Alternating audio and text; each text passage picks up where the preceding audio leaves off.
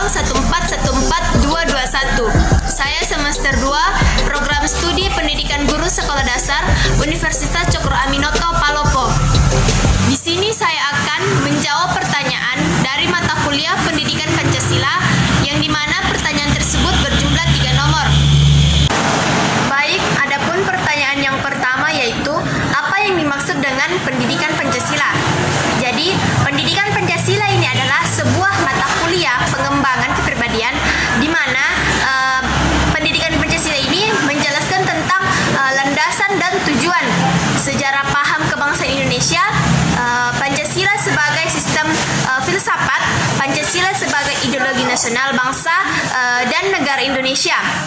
Indonesia dalam konteks kenegaraan Republik Indonesia dan Pancasila sebagai etika politik, di mana yang bertujuan untuk memberikan sebuah pemahaman dan penghayatan atas jiwa dan nilai-nilai dasar Pancasila kepada mahasiswa sebagai warga negara Republik Indonesia, serta mampu diharapkan untuk bisa membimbing untuk menerapkannya dalam kehidupan bermasyarakat, berbangsa, dan bernegara.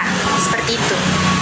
Kemudian, apa relasi antara pendidikan Pancasila dengan program studi Anda sehingga pendidikan Pancasila dipelajari di program studi Anda?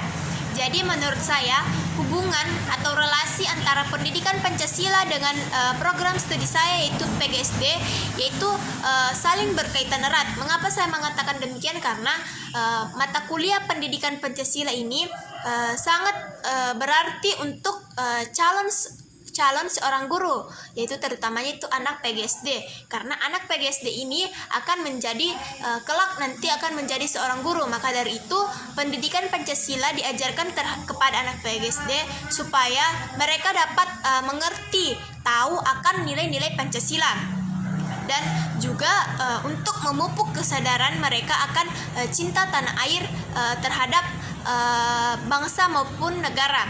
Kemudian serta juga untuk anak PGSD ini kan nantinya akan menjadi seorang guru. Jadi untuk menjadi seorang guru kita harus memiliki ilmu yang bisa dikatakan lebih banyak dan lebih tahu dari siswa kita nanti. Maka dari itu kita harus tahu nilai-nilai Pancasila dalam kehidupan kita sehari-hari supaya kita bisa mengajarkan nilai-nilai itu terhadap anak murid kita nanti dan juga menanamkannya terhadap anak-anak murid kita nanti, seperti itu. Kemudian yang kedua yaitu deskripsikan maksud dari learning to know, learning to do, learning to be, and learning to live together. Jadi 4 pilar ini masing-masing memiliki arti, yang dimana pilar yang pertama yaitu learning to know, di mana pilar ini memiliki arti bahwa peserta didik itu dianjurkan untuk mencari dan mendapatkan pengetahuan sebanyak-banyaknya melalui pengalaman-pengalaman, yang mana learning to know ini mengajarkan tentang arti pentingnya sebuah pengetahuan. Learning to know juga ini biasa disebut dengan learning how to learn, di mana peserta didik belajar untuk memahami apa yang ada di sekitarnya, karena hal itu adalah proses belajar. Dan learning to know ini juga memicu munculnya sikap kritis peserta didik, sehingga mereka memiliki semangat belajar yang meningkat, seperti itu. Kemudian learning to do, di mana pilar yang kedua ini memiliki arti yaitu menekankan terhadap pentingnya interaksi dan sebuah tindakan. Jadi di sini peserta didik itu diajak untuk ikut serta dalam memecahkan suatu permasalahan yang ada di sekitarnya melalui sebuah seperti tindakan nyata.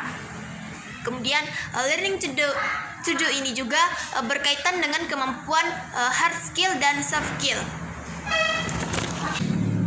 Kemudian pilar yang ketiga yaitu learning to be, di mana pilar ini memiliki arti yaitu bahwa betapa pentingnya mendidik dan melatih peserta didik itu untuk menjadi pribadi yang mandiri dan dapat mewujudkan apa yang peserta didik ini impikan dan cita-citakan.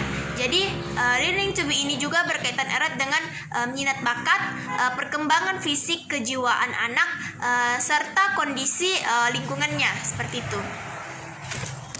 Kemudian pilar yang terakhir yaitu learning to live together, di mana pilar ini memiliki arti yaitu menanamkan kesadaran kepada peserta didik bahwa mereka ini adalah bagian dari kelompok masyarakat.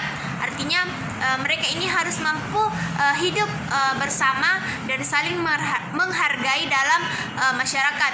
Jadi di pilar ini to live together dilihat dari artinya saja, itu artinya hidup bersama. Jadi di sini peserta didik itu diharapkan untuk bisa saling menghargai dalam dalam masyarakat dan mengetahui juga bahwa mereka adalah bagian dari masyarakat itu, seperti itu. Kemudian pertanyaan yang ketiga yaitu jelaskan sikap positif apa yang diperlukan dalam menghadapi tantangan pendidikan Pancasila saat ini. Ya, jadi sikap positif yang harus kita miliki, yang pertama yaitu kita harus tetap berusaha menjaga persatuan. Kemudian yang kedua yaitu adanya rasa toleransi. Jadi adanya rasa toleransi artinya kita saling menghargai, saling terima, seperti itu. Kemudian berusaha optimis, menjaga kebudayaan nilai luhur Pancasila, mengembangkan agar kita kembangkan agar tidak hilang kebudayaan itu di kalangan pelajar saat ini. Kemudian kita mencoba belajar dan mengerti tentang pendidikan sekarang, serta menjauhkan diri dari hal negatif dari kebudayaan sekarang, seperti itu. Dan yang terakhir yaitu mencoba belajar dan mengerti tentang pendidikan sekarang, serta menjauhkan diri dari hal-hal negatif yang bisa merusak kebudayaan sekarang, seperti itu. Baik, itulah tadi jawaban dari pertanyaan mata kuliah pendidikan Pancasila. Kurang lebihnya mohon dimaafkan. Saya akhiri dengan wassalamualaikum warahmatullahi wabarakatuh.